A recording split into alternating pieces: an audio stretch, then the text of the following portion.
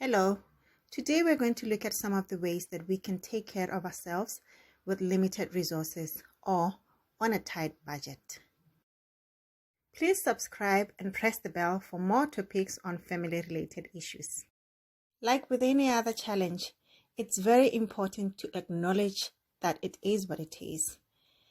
You've got to accept that you're working with a tight budget so that you don't spend a lot of time and energy feeling sorry for yourself instead of finding solutions and enjoying your life in the moment, because that way you'd be able to find solutions much better.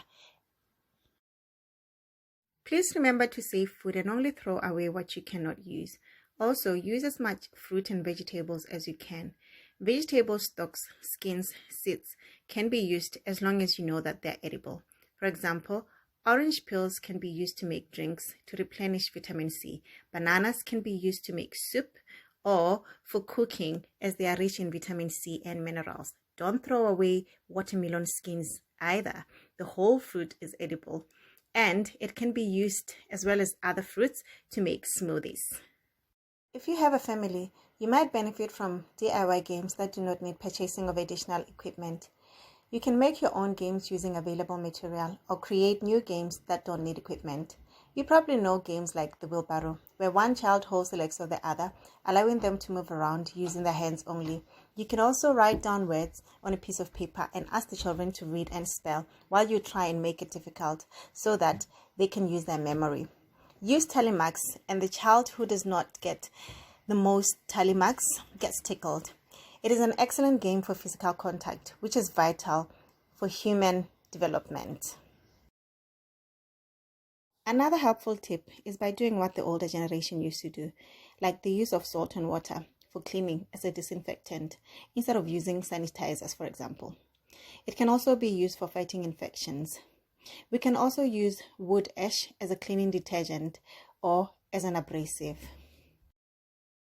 If you live in an area like Botswana, where there are wild herbs and vegetables such as delele and musukujwane, make sure to make use of them. You can save fuel by leaving water outside to be heated by the sun.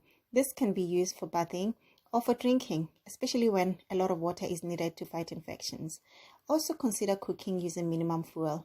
For example, 3-legged pots can be used to stew or boil food while placing a plate above it and then using it as a base for steaming another meal, such as bread.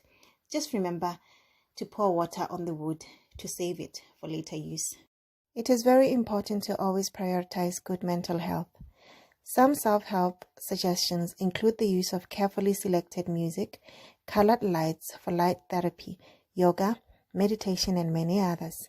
There are many helpful meditation tools on YouTube, and some help with specific challenges like fear, anxiety, healing, insomnia, and so on. Please remember to speak to your doctor or a registered therapeutic professional, especially if your conditions persist. Also remember, prevention is always better than cure. Please remember to consider your existing health conditions when trying self-help remedies and techniques. For example, if you're going to keep the house warm to prevent respiratory infections, remember to keep it humid, especially if you have skin conditions such as eczema, to avoid the skin flaring up. Also, if you're going to use kettle steam as a nebulizer for nasal congestion, make sure to prioritize your safety. I would have loved to talk about how we can save money on clothes, whether new or secondhand, if you're a fan. But I've decided to stop here for today. Thank you for your time, and please remember to subscribe. Where possible, I will post one video per week. Thank you.